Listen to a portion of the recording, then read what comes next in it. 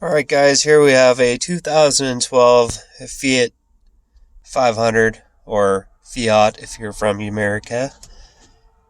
And I was told, because I have trouble opening my trunk, is not working, so I gotta figure out that problem later, but for now, I was told I can manually open this. So first things first, you would have to pry off this cover or whatever. There's just clips. Just pull them out, pull that out of the way. Of course, this thing is gonna be stuck inside there. Don't worry about that.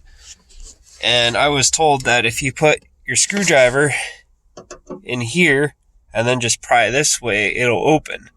But with my application, it did not work. So inside here, you can see there is a little release button in here. So if you get a screwdriver or something, right, I can't really see, right in here, push that down, and it opens. There you go.